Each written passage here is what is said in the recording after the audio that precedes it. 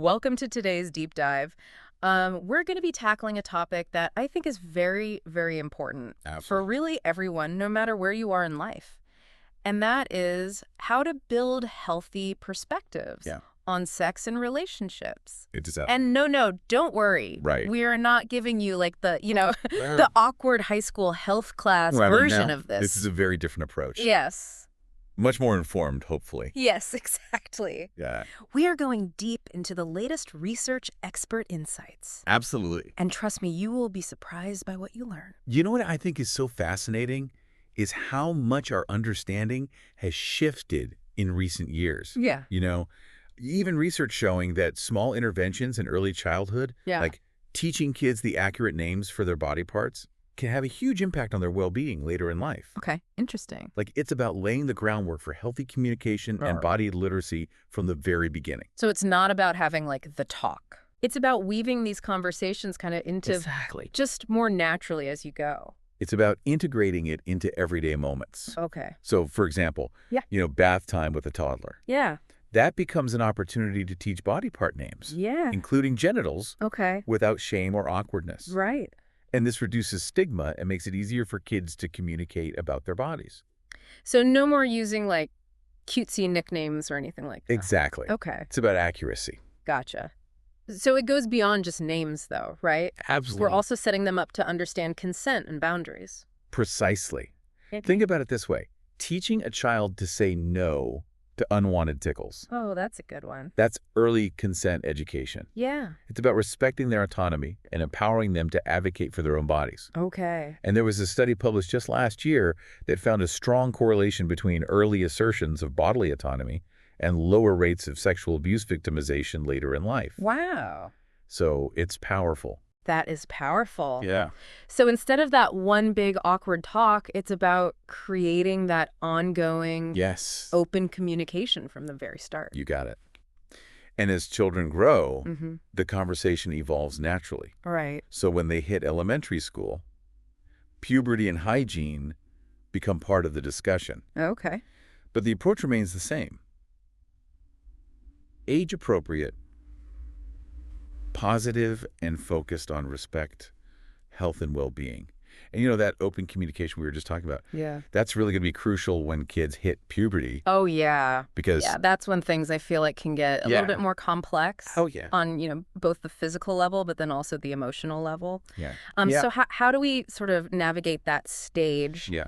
without, I don't know, freaking out or making it super weird for everyone involved? Right. Well, that's where this idea of comprehensive sex education comes in. Okay. Right. And so we're talking about going beyond just like the birds and the bees here. Yeah. All right. We're talking about covering things like healthy relationships, Okay. consent, contraception, STDs, Right.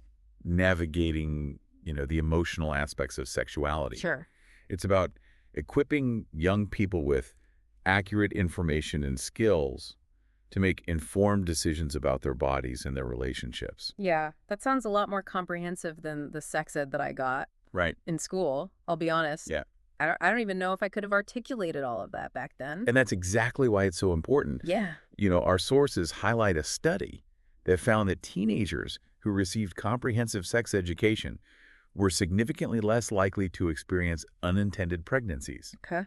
and STIs. Wow. They were also more likely to delay sexual activity Interesting. and to use protection when they did become sexually active. So it's not just about the knowledge then. It's Yes. about giving them the tools Yes. to actually make, Absolutely. healthy choices for themselves. It's about empowering them.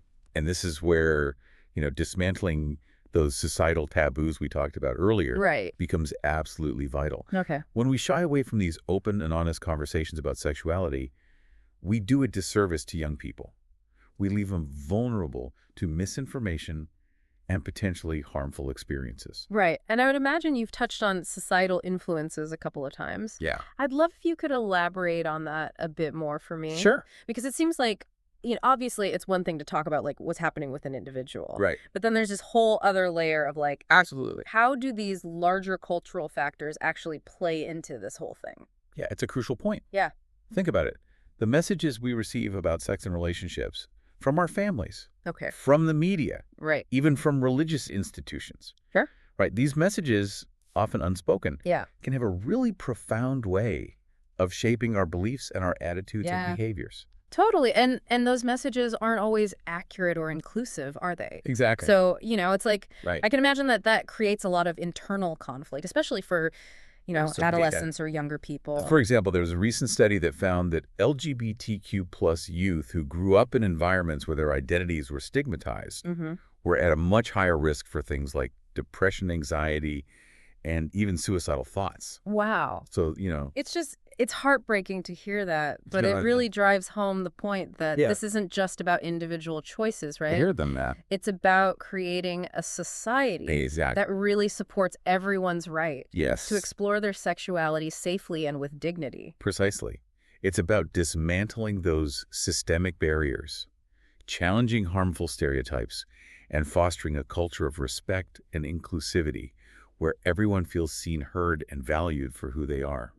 So it's really like we're talking about like a cultural shift, It is. a move towards like greater understanding and Yeah. acceptance of Right. the full spectrum of what human sexuality is. And that shift starts with each of us. Okay.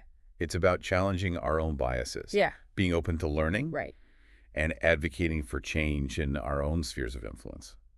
Okay. So as we kind of wrap up this deep dive here, Yeah. what would you say is like the one thing you would want our listener Oh, gosh, that's a good question. to really take away from our Yeah. conversation today? Well, I think the biggest takeaway is that, creating a healthier and more inclusive world around sex and relationships isn't just some, abstract goal. Right. It's something that we can actively work towards by equipping ourselves and future generations with the knowledge and the skills and the support to really navigate Yeah. these essential aspects of being human. So it's really about fostering a Yeah. culture of respect, Absolutely. communication and empowerment, not just for young people, but for everyone. Yes, absolutely. Yeah. It's an ongoing conversation. Yeah. It's an evolution of understanding. Yeah. And I feel like, this deep dive has been so eye-opening for me, just in terms of, we've gone from those like really foundational steps of, early childhood education Right.